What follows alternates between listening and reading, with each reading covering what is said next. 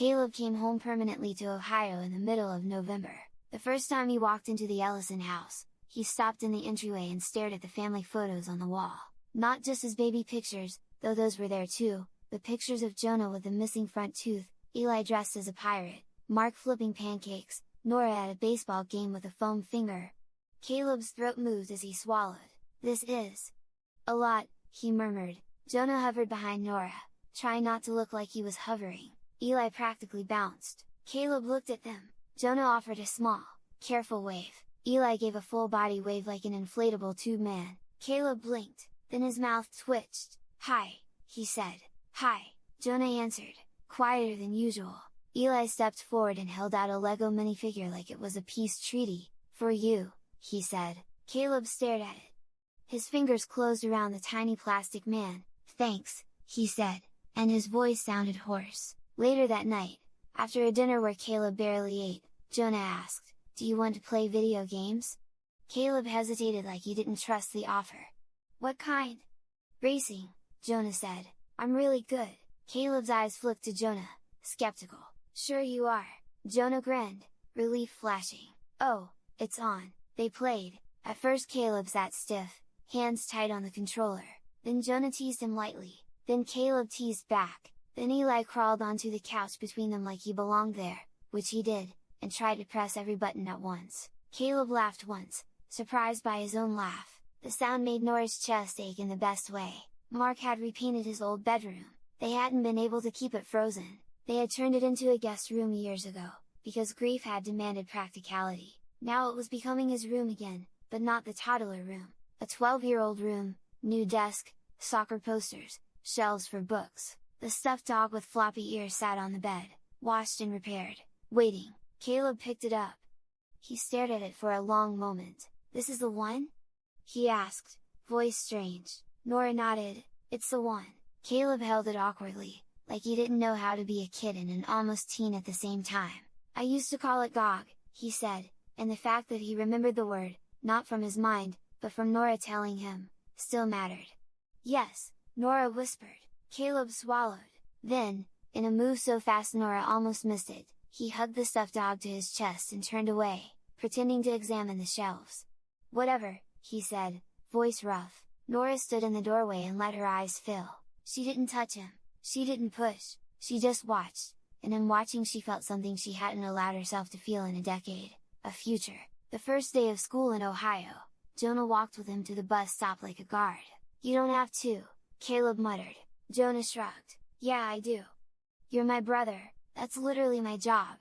Caleb's mouth twitched. "You're annoying," Jonah grinned. "You're welcome." Eli ran circles around them, backpack bouncing. Caleb, after school, can we build a dinosaur city?" Caleb blinked at Eli's unfiltered enthusiasm, then sighed as if burdened by destiny. "Sure," he said, "a dinosaur city." Eli cheered like Caleb had promised him a spaceship. That night, after dinner, Caleb lingered in the hallway, staring at a framed photo of himself as a toddler in a dinosaur shirt. Jonah appeared beside him, quieter than usual. "That shirt is cool," Jonah said. Caleb nodded slowly. "Yeah," he said, and then, after a pause, he added, "Eli said he has one too."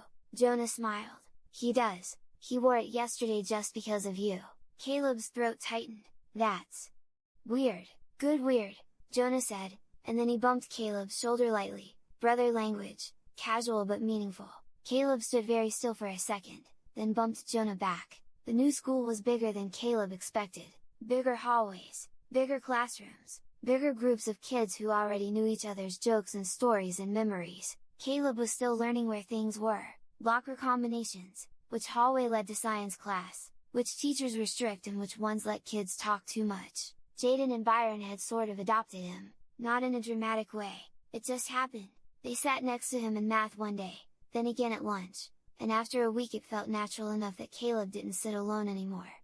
Jaden talked constantly, Byron talked less but laughed a lot. Between the two of them, silence rarely lasted long. At lunch one day, Jaden was telling a story with dramatic hand gestures. "And then Mr. Collins slips on the ice right in front of the whole 4th grade line," Jaden said, grinning, "like full cartoon fall, feet up and everything." Byron burst out laughing. "Oh man, I remember that!" Jaden pointed at him, right? And then he tried to pretend he meant to do it. They both laughed harder. Caleb smiled a little, but he stayed quiet. Jaden noticed, "What about your elementary school?" he asked casually. "Any crazy teachers?" Caleb's fork paused halfway to his mouth. Images flashed in his mind: hallways in Colorado, the soccer field, the playground behind the elementary school, Jack Griffin laughing so hard he almost fell off the monkey bars. He swallowed. "Oh. Yeah," Caleb said slowly, "there were some." Jaden leaned forward. "Like what?" Caleb hesitated, because the truth was, all those stories belonged to another life, a life full of people he didn't see anymore, kids who still thought his name was Ethan. Kids who still walked the same hallways he used to walk, kids who probably barely thought about him now. "Well?" Byron asked. Caleb shrugged. "Just normal stuff," he said. Jaden nodded and launched into another story, and the conversation moved on. But Caleb felt that familiar tug in his chest, left out, not because Jaden and Byron were excluding him, because his memories lived somewhere else. The first few weeks back in Ohio felt like walking through someone else's memory. Caleb woke up every morning for a second not knowing where he was. The ceiling was different, the air smelled different, the house made different sounds at night, pipes knocking softly, Eli talking in his sleep down the hall, Jonah's uneven footsteps when he forgot to be quiet. Sometimes it felt warm, sometimes it felt wrong. During the day, things were almost easy. Jonah argued about baseball, Eli begged him to help build dinosaur cities, Mark showed him how to change brake pads in the garage, Nora asked about homework without hovering too much. There was noise, there was routine, there was space for him at the table, but at night, when the house went quiet and the dark pressed in, something else moved inside him. At first, it was confusion. He would lie in bed staring at the ceiling and think about Colorado, the backyard trampoline, the creek in the hallway outside his old room, the way Diane made cupcakes sometimes on Saturdays. Then he would think about Ohio, the baby photos on the wall, the video of blinking sneakers, the dinosaur shirt he used to own. The two versions of his life didn't fit together, they scraped against each other like broken glass. In therapy, Dr. Church called it integration, Caleb called it exhausting. The anger started as a flicker. It began one afternoon when Jonah was telling him about a camping trip from 3 years ago. "We went to Hocking Hills," Jonah said, sprawled on the floor, flipping through photos on his phone. "Dad tried to build a fire, and it was pathetic. It was wet wood," Mark protested from the kitchen. Jonah snorted. It was embarrassing. He held the phone out to Caleb. There was a picture of Jonah, younger and missing 2 front teeth, standing next to Mark in front of a smoky, crooked fire pit. Nora was in the background, laughing. "You would have liked it," Jonah said casually. "There was this waterfall and..." Caleb handed the phone back. "Oh," he said flatly, "cool," but something inside him twisted hard and sharp. "You would have liked it." That sentence burrowed into him. Would have, should have, could have. That night, Caleb lay in bed staring at the dark and imagined the camping trip. He imagined himself in the picture, standing next to Jonah, shoulder to shoulder. He imagined knowing the trails by heart. He imagined Eli, smaller than, asleep in Nora's lap. He imagined it so clearly that it hurt. Then the thought shifted. "She took that from me." The flicker turned to heat. It didn't happen all at once. It was a slow gathering. A teacher asked him to fill out a family timeline assignment. Caleb stared at the blank paper. "List 3 important memories from ages 5 to 8. He wrote nothing. He couldn't decide which memories were real enough to count. At dinner one night, Eli asked, "What was your first word?" Jonah rolled his eyes. "That's a baby question." Caleb shrugged. "I don't know." Nora smiled gently. "It was again," she said. "You loved that word." Caleb forced a half smile, but inside something tore. He didn't remember. He didn't remember his first word. He didn't remember being 2. He didn't remember the last time he saw Nora's face before the fair. He didn't remember what it felt like to be theirs before he was stolen. And suddenly it wasn't confusion anymore. It was rage. The legal process moved slowly, because systems move slowly even when lives are burning. Diane Rucker faced charges: kidnapping, false imprisonment, identity fraud. The case drew national attention, the kind that made headlines about DNA solves decade-old abduction. Reporters asked Nora and Mark for statements. They declined, because Caleb was not a headline. He was a boy. In the first weeks Caleb didn't hug Nora or Mark. He talked. He laughed. He was curious but he still kept his distance. Mark and Caleb had together renovated his new room for Caleb after his wishes and needs. He spent a lot of time at his new gaming computer talking and gaming with some of his old friends. An evening Caleb sat at his desk with his headset on, staring at his computer screen. A familiar username popped online. Jack! Griffin 27. Caleb's chest lifted instantly. He clicked the call button. Jack's voice came through a second later.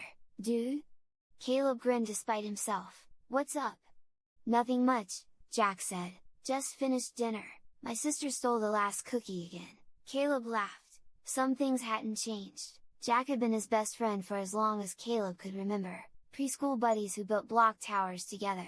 Elementary school partners for every project. Middle school teammates on the same soccer team.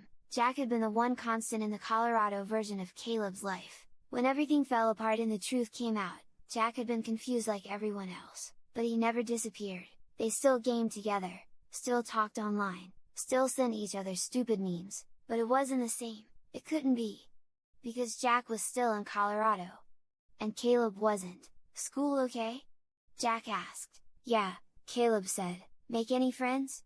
Yeah, 2 guys, Jaden and Byron.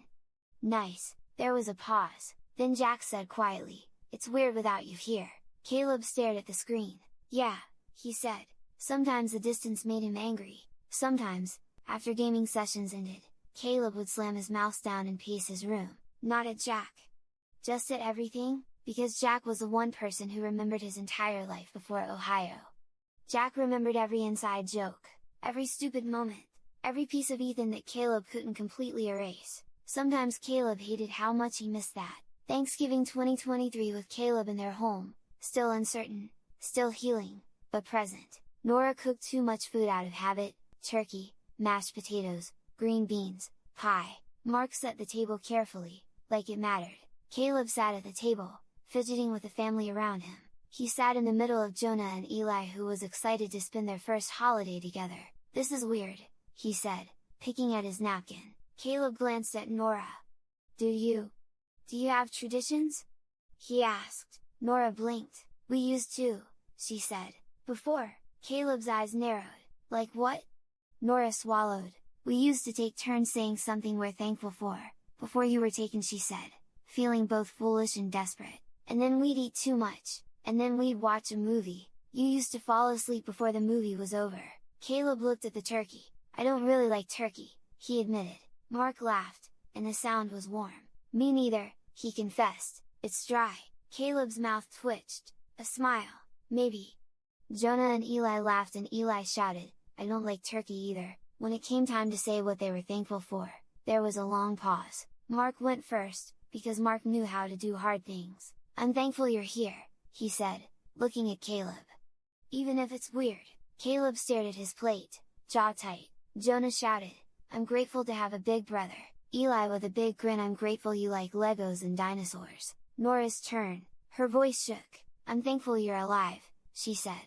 I'm thankful for science. I'm thankful for every person who didn't forget you. Caleb swallowed. When it was his turn, he hesitated so long Nora thought he might refuse. Finally, he muttered, I'm thankful. Diane taught me to ride a bike. Nora's chest tightened, but she nodded. Okay, she said gently. Caleb's voice cracked, anger and grief colliding. And I'm thankful you didn't stop looking, he blurted, eyes suddenly shining. Even though I didn't know. The words hit Nora like a wave.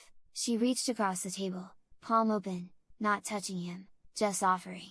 Caleb stared at her hand, breathing fast. Then, very slowly, he placed his hand in hers. His skin was warmer than she expected.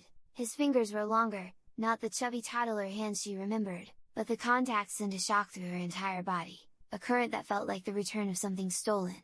Mark's eyes filled.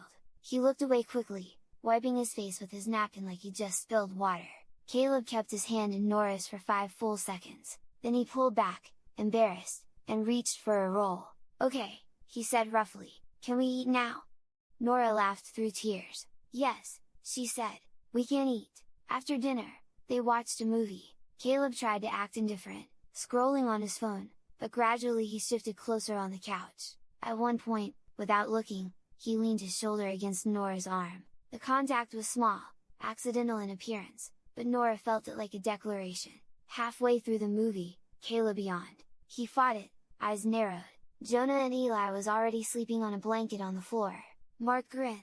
"You used to do that," he said quietly. "You'd fight sleep like it was your enemy." Caleb scowled. "I'm not asleep." "Sure," Nora said, smiling. 10 minutes later, Caleb's head tipped forward slightly. He jerked it back up. Stubborn. "I'm fine," he insisted, even as his eyes drooped. Nora didn't push, she didn't reach for him, she just sat there, breathing, letting the moment exist. When the movie ended, Caleb blinked, confused, as if time had slipped. "Did I?" he began. "You did," Mark said, amused. Caleb groaned and covered his face with the hood of his sweatshirt. On Christmas Eve, Jonah insisted they hang a stocking he had made for Caleb. "What if he sees we didn't have one?" Jonah argued. "What if he thinks we forgot him again?" Mark ruffled Jonah's hair. "We never forgot him," he said, "but yeah, let's hang it." Eli decorated it with stickers without asking permission. When Caleb saw it, he stopped in front of the fireplace. His stocking was there, his name, Caleb, stitched in red. He stared at it for a long time. Jonah stood awkwardly behind him. "I didn't know what you like," Jonah blurted, "so I put, like, normal stuff, candy, and a gift card." Eli added proudly, "I put a dinosaur sticker on it." Caleb's throat bobbed. "Okay," he said, voice rough. That night, when the house was quiet and the younger boys were asleep, Caleb sat at the kitchen table with Nora, picking at a cookie. Do you think they like me?"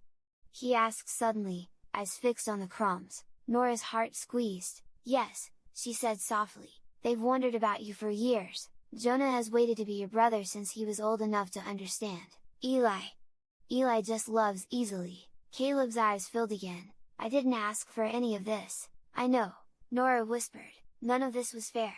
Caleb swallowed hard. "Sometimes I miss Diane," he admitted, shame flickering across his face. Nora reached across the table, palm up. "That makes sense," she said. "She raised you. You can miss parts of your life." Caleb's fingers hovered near Nora's hand, then pulled back, not ready, but he didn't flinch away either. In early 2024, Caleb was officially back with Nora and Mark. The name Ethan Rucker was removed from public records, but not from memory. In the months that followed, the house became what it had always wanted to be, loud.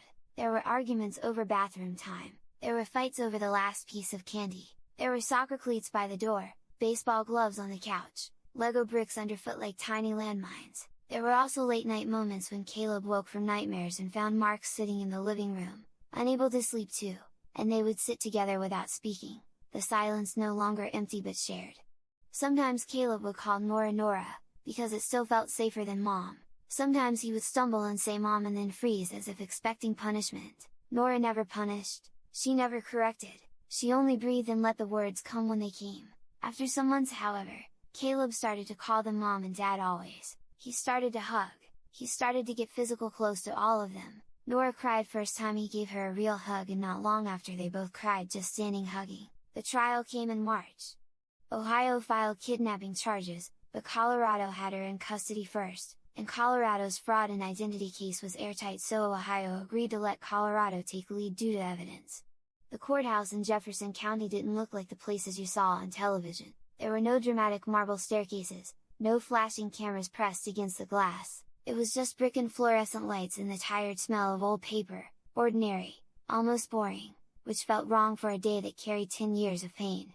Nora sat in the front row with Mark on one side and Dr. Church on the other. Mark's hand was wrapped around hers so tightly it was like he was trying to keep her from floating away. Their parents behind them, Jonah and Eli, stayed home with Nora's sister, because the judge had said child-friendly arrangements would be available, but the Ellisons weren't going to let their younger boys carry this into their memories if they didn't have to. Caleb sat a few rows back with his court-appointed advocate and a victim services counselor.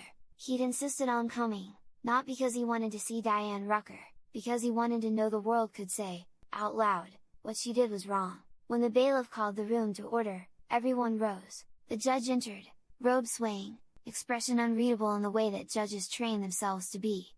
Nora's eyes flicked to the defendant's table.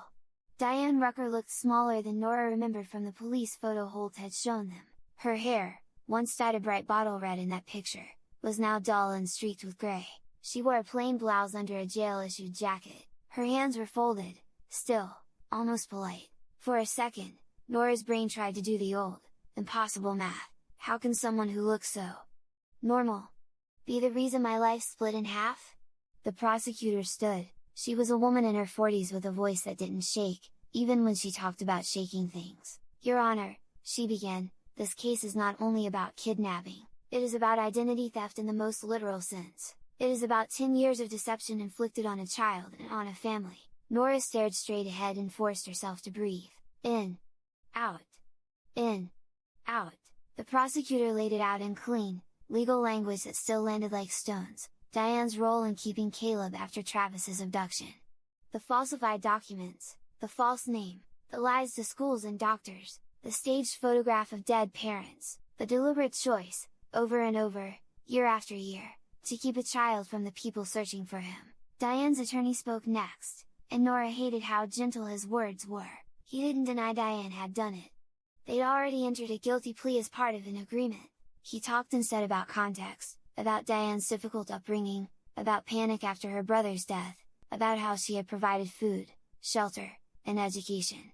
As if doing the bare minimum of care could cancel out a decade of theft, Mark's jaw flexed. Nora felt his anger like heat. Then it was time for victim impact statements. Nora had written hers 3 different times, each version either too furious or too broken or too polite. In the end she'd chosen honesty. She walked to the podium with paper in her hands, but her fingers were trembling so hard she had to grip the edges to keep it from rattling. She looked at the judge first, then, briefly, at Diane. Diane's eyes lifted for a moment, then dropped again. Nora swallowed. Her voice came out steadier than she expected. "My name is Noah Ellison," she said. 10 years ago, my son Caleb was taken from my arms. There is no way to explain what that does to a person. I became someone who could check the backseat of my car every time I got in, even though I knew he wouldn't be there. I became someone who could not breathe normally in a crowd. I became someone who kept a child's bedroom intact like a shrine and then hated herself for letting dust settle on toys and later hated herself for turning the room into a guest room." Her throat tightened.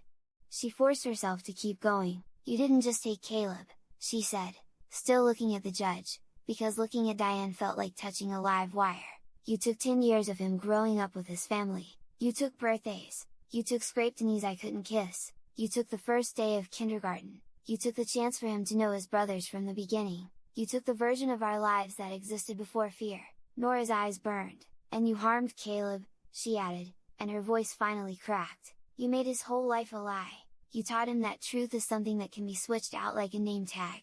You left him with grief that didn't even have the right shape until DNA forced it into the light." She took a breath that shook. "I want the court to understand this. Caleb is alive, and I am grateful beyond words, but we are not fine. We will be healing for a long time. He will be healing for a long time. That is your legacy." Nora stepped back, hands numb, and returned to her seat. Mark's statement was shorter. Like him, he stood at the podium and looked straight at Diane for the first time. "I don't have anything poetic to say," Mark said. "I just want you to know that every year you kept him, we lost him again, over and over, and now we have him back, but we also have to teach him how to trust a world that let this happen." He turned to the judge. "I want a sentence that matches the size of what she did," he said simply, then sat down. The judge listened without expression, taking notes. When it was Diane's turn to speak, her attorney leaned toward her. Diane stood slowly, hands clasped. She faced the judge, not the Ellisons. "I'm sorry," Diane said, voice thin. "I never meant." Nora's stomach twisted at the phrase, "I never meant," as if intent mattered more than impact. Diane continued, "When Travis brought the boy home, he said it was temporary, that it would, he said he'd fix it. But then, time passed, and then he died, and I didn't know how to undo it." She swallowed. "He called me Grandma. He needed me." Nora's fingers dug into Mark's hand. Diane's eyes flicked, just once, toward where Caleb sat, then away. "I know what I did was wrong," Diane said, "but I loved him." The room went quiet. Love used as a shield. Love used as a weapon. Nora felt something inside her go cold. The judge leaned forward. "Miss Rucker," the judge said, voice firm, "love does not excuse kidnapping. Love does not excuse fraud.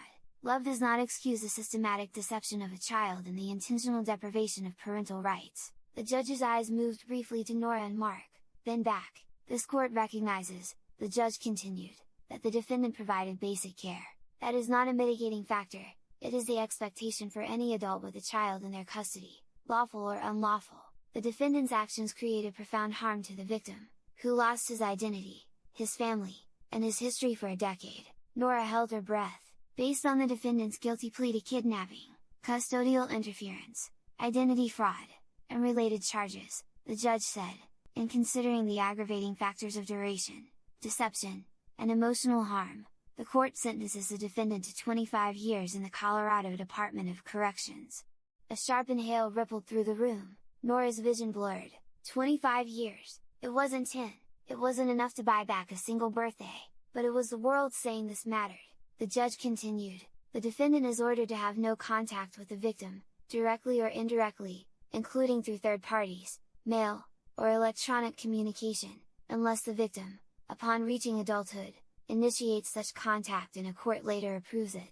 Nora swallowed hard. Additionally, the judge said, the defendant is ordered to pay restitution for verified costs associated with investigation support, travel related to recovery and reunification, and counseling services. The gavel struck. For a moment, Diane just stood there as if she hadn't understood, then her shoulders sagged, and the bailiff stepped forward. As Diane was led away, she turned her head, finally, toward the benches. Her eyes landed on Caleb. Caleb didn't look away, his face was pale, his mouth set, his hands clenched in his lap. He looked 12 and ancient at the same time. Diane's lips moved, like she wanted to say something. Caleb's voice cut through the room, quiet but clear. Don't, he said. It was only one word. It wasn't dramatic, it wasn't shouted, but it stopped Diane like a wall. The bailiff guided her out. The door shut behind her with a flat, final sound that Nora felt in her bones. Nora turned and found Caleb standing unsteadily, his advocate close by.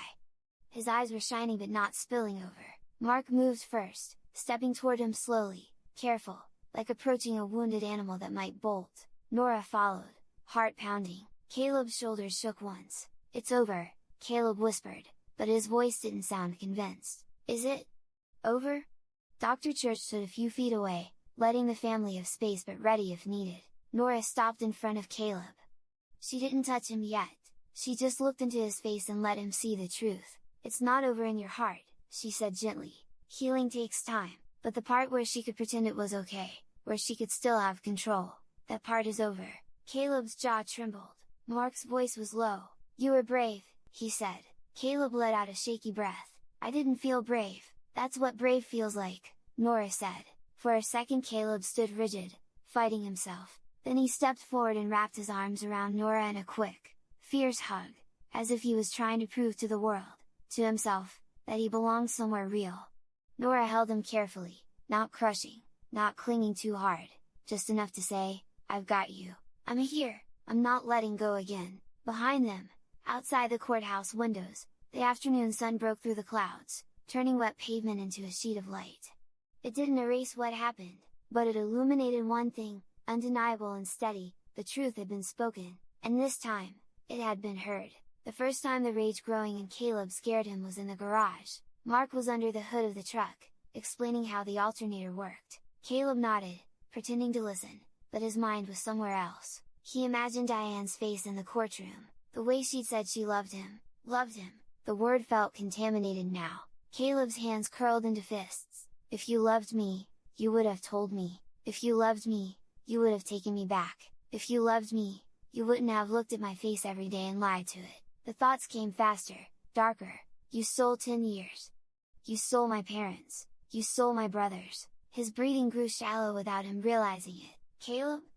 Mark said gently. Caleb snapped. I don't care about the stupid alternator, he shouted. The words hung in the air, sharp and ugly. Mark froze, wrenched still on his hand.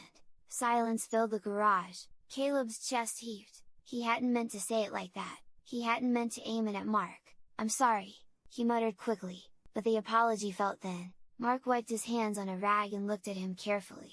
You're not mad about the alternator, he said quietly. Caleb's jaw clenched. Do you want to talk about it? Mark asked. No, Caleb snapped again. Then, softer, I don't know. Mark nodded slowly. Okay. He didn't push, that almost made it worse. The anger grew teeth at night. Caleb started replaying moments from Colorado differently. The birthday party where Diane had baked him a cake. The school play where she clapped the loudest. the time she'd hugged him when he had the flu. He replayed them with new knowledge. You knew my parents were out there, you knew my brothers were being born, you knew my name wasn't Ethan. The betrayal bloomed like rot under floorboards. One night he sat up in bed, heart racing, and whispered into the dark, "I hate you." The words shocked him. He'd never said that about her before, even in court, even after the sentencing, even when the boxes of his things were handed over, he hadn't said hate. But now it felt clean, clear. She didn't just lie, she erased his real name, she erased his parents from his story, she erased the life he should have had. The hate felt powerful, it filled the empty spaces where confusion had been, it gave him something solid to hold. It started leaking out in small ways. When Nora mentioned therapy, Caleb rolled his eyes harder than necessary. When Jonah joked about the old days, Caleb snapped, "You mean the years I wasn't here?" Jonah's face fell instantly. "I didn't mean," Jonah started.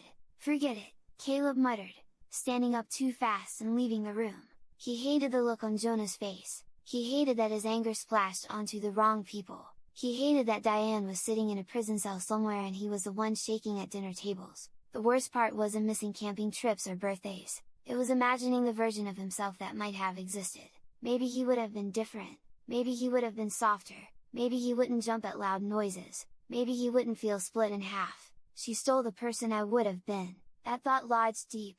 One afternoon, Caleb found himself in his room staring at the boxes from Colorado. They'd stored them in the closet like Mark promised, but Caleb had pulled one out. He opened it slowly. Inside were photo albums. He flipped through one. There he was at 7, missing a tooth, holding a soccer trophy. There he was at 9, grinning in front of a school project. There he was at 11, taller, eyes sharper. Under each photo, Ethan. Caleb's vision blurred. "You don't get to keep these," he muttered. He imagined Diane alone in her cell, forced to delete every photo from her phone, forced to clear cloud storage, forced to remove social media posts, forced to watch as he was erased from her digital world. The thought should have made him feel satisfied, instead it made the anger burn hotter.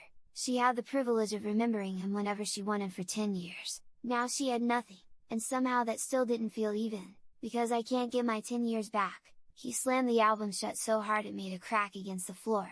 "I hate you," he shouted into the empty room. The door swung open a second later. Nora stood there, eyes wide.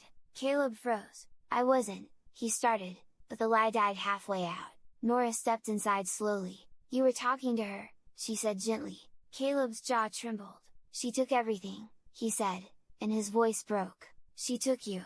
She took Dad. She took Jonah and Eli. She took my name. She took the real life I was supposed to have." Nora's eyes filled instantly. Caleb's words came faster now, darker, uncontrolled. "I hate her," he said. "I hate her for loving me. I hate her for lying. I hate her for making me miss her sometimes. I hate that I have memories with her at all. I wish she'd never." His voice cracked apart.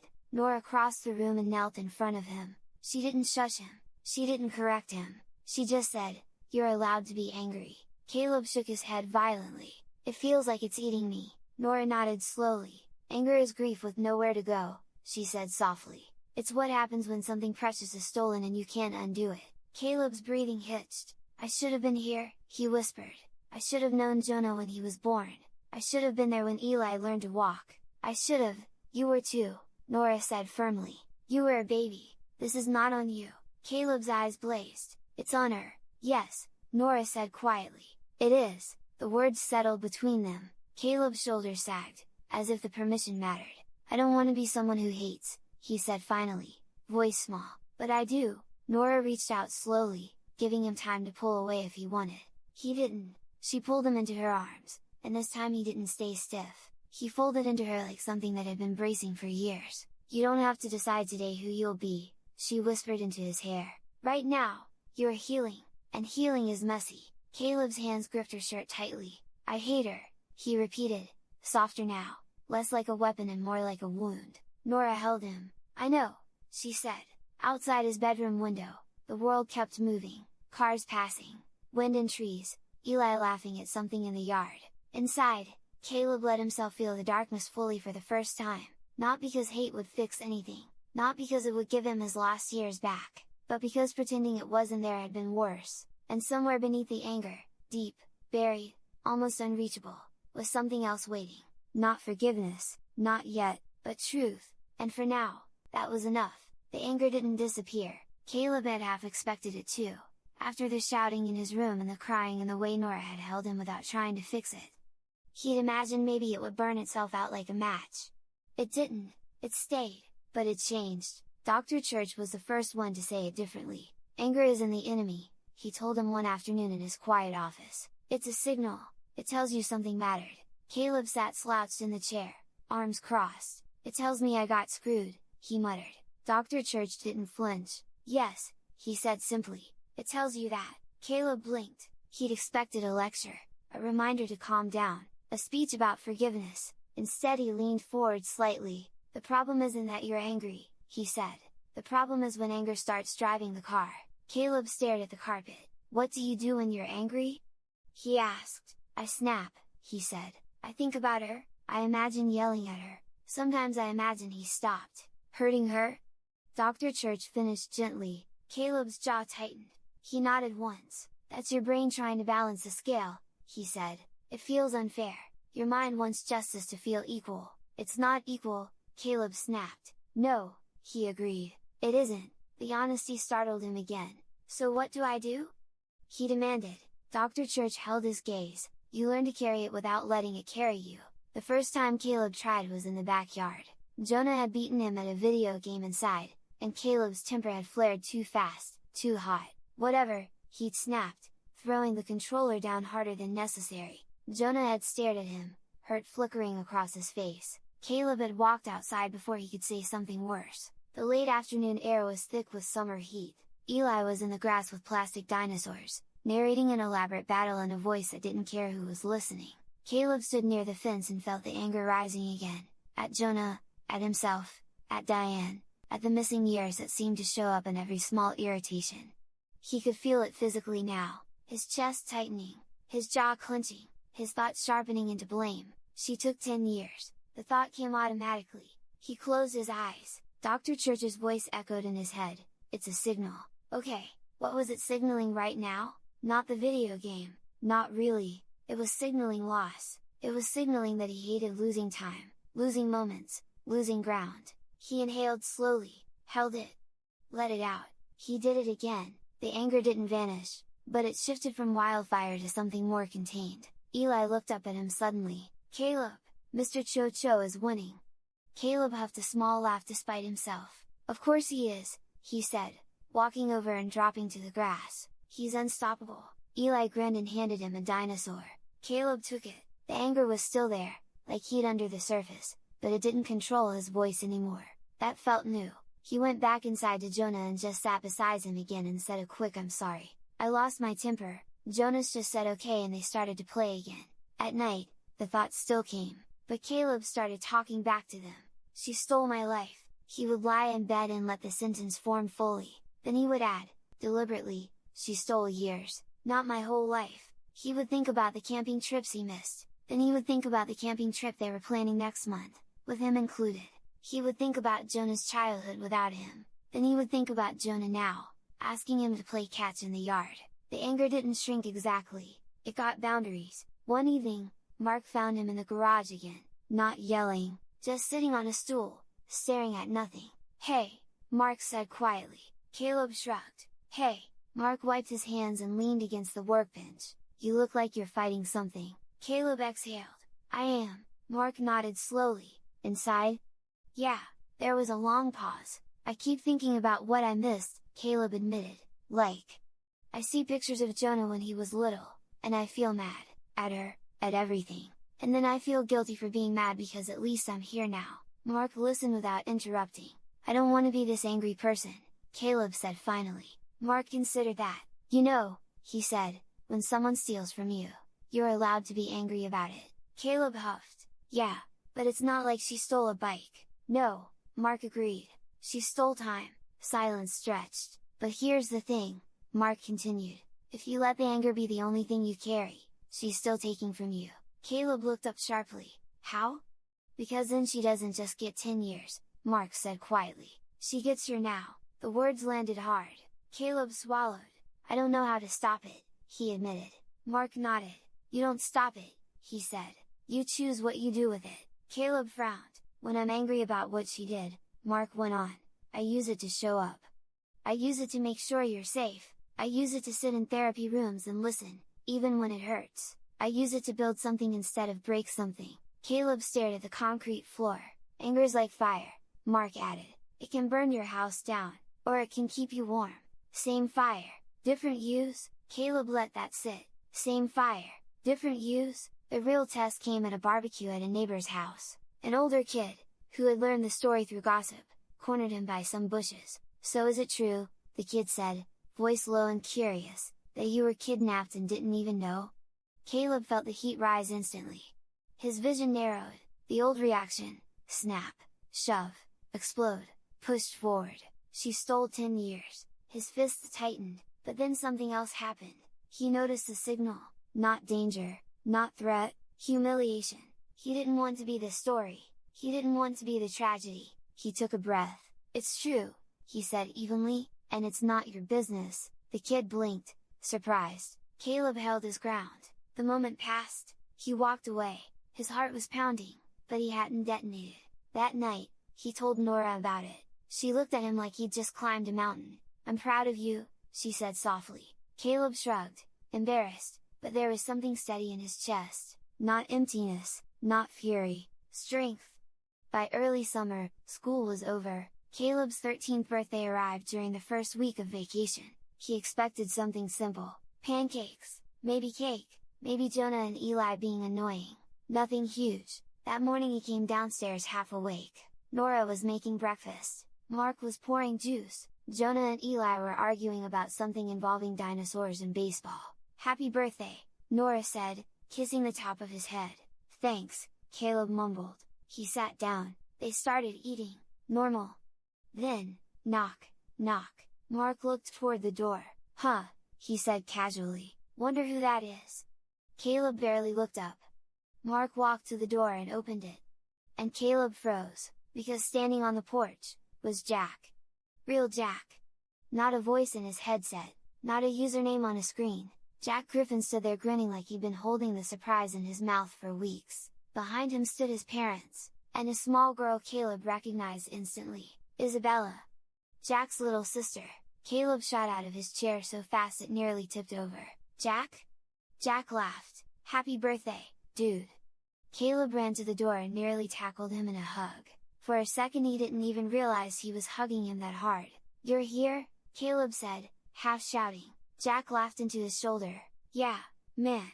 Behind them, Mark and Nora were smiling like the secret had been worth every second. We thought you might like a visitor, Mark said. Jack's parents stepped forward.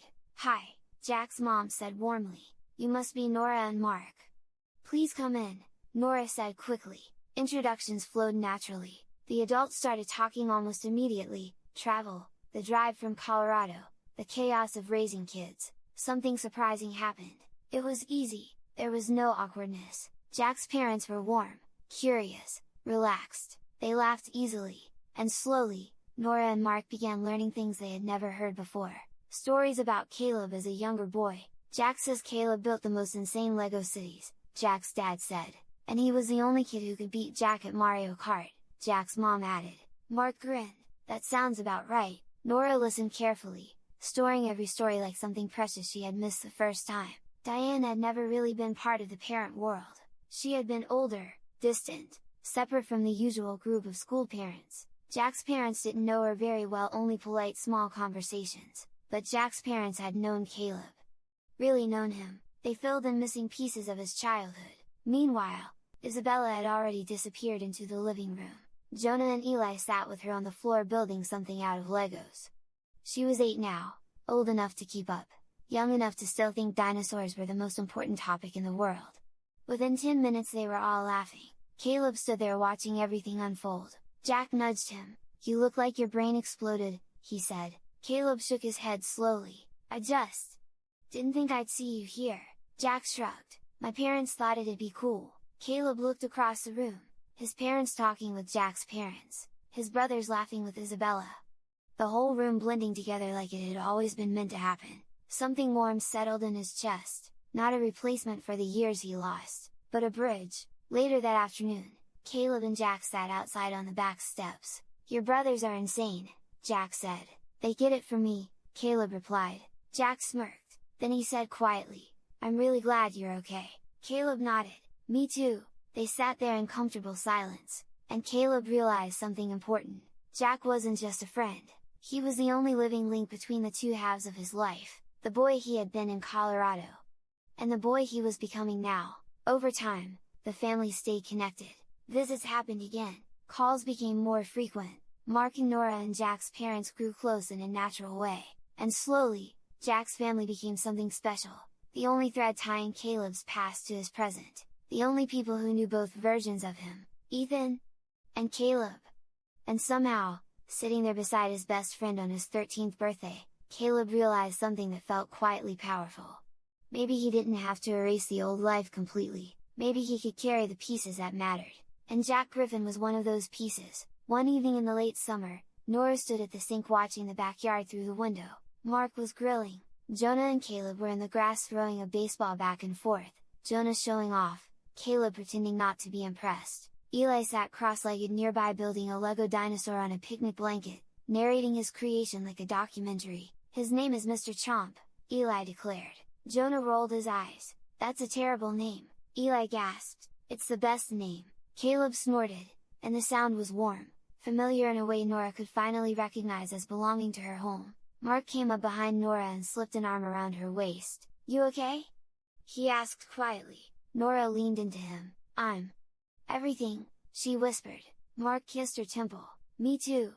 Outside, Jonah threw the ball a little too hard. Caleb caught it anyway, gloves snapping.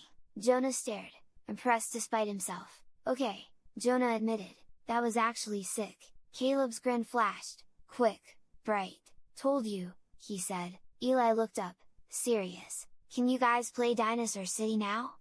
Caleb groaned dramatically. "We have to," Jonah said, as if it was a solemn duty. Caleb glanced at Eli, then at Jonah, then briefly, at the kitchen window where Nora stood. His eyes met hers for half a second. In them, Nora saw the boy he was, the baby he'd been, and the future he might still build. The anger never disappeared completely, sometimes it still flared when he saw old photos, sometimes it still spiked when Eli asked innocent questions about before, sometimes he still whispered "I hate you" into the dark, but it didn't swallow him anymore. It became something he could name, something he could feel without exploding. One evening, months later, the whole family sat around the fire pit in the backyard. Mark struggled with damp wood again. Jonah laughed. Eli roasted marshmallows too close to the flame. Caleb watched the fire catch slowly, then steady. He felt the old ache. "I should have been here before," but it didn't stab the way it used to. He was here now. Jonah nudged him with an elbow. "You're on marshmallow duty," he said seriously. Caleb smirked. "I don't trust you with fire." Jonah grinned. "Fair." Caleb leaned forward, holding the stick carefully over the flames. The fire crackled. Warmth spread across his hands. The anger was still there somewhere, a coal at the bottom. But it wasn't raging, it was contained, useful. It reminded him that what happened mattered. It reminded him that his life was his. And for the first time, sitting there between his brothers, smoke curling into the night sky, Caleb understood something simple and powerful. She had stolen years. But she did not get the rest. Later that night, long after the younger boys were asleep, Caleb lingered at the doorway of Nora and Mark's bedroom. He didn't come in. He stood there like someone unsure if they were allowed to exist. Mark looked up from the book he wasn't really reading. Nora set her phone down. Caleb's voice was low. "I had a dream," he said, "about the fair." Nora's breath caught. "You did?" she whispered. Caleb shrugged, almost angry. "It was blurry. I saw lights, like shoes, and I heard someone calling my name." Nora's eyes filled. Mark's hand tightened around hers. Caleb swallowed. "I don't know if it's real or if my brain is making it up. It doesn't have to be perfect," Mark said gently. "It's yours." Caleb nodded, eyes wet. "Okay." He hesitated, then added, voice smaller, "Good night." "Good night," Nora said softly. Caleb turned to leave, then paused. "Good night, Mom," he said, barely audible, like he was testing the word on his tongue. Nora's heart broke open in the quietest way. She didn't rush him. She didn't demand more. She simply let her face soften, letting him see what the word did to her. "Good night, sweetheart," she whispered, and for once she didn't cross it out. Caleb's shoulders loosened, as if something heavy slid off him. He walked down the hallway toward his room, toward the room that was his now, toward the sound of his brother's breathing, toward a home that had once been split by absence and was now stitched back together, thread by thread. And somewhere beneath all the pain, beneath the years stolen, beneath the lies that had tried to override him, there was still blood and memory and truth, quiet as DNA, stubborn as love, finally finding its way back.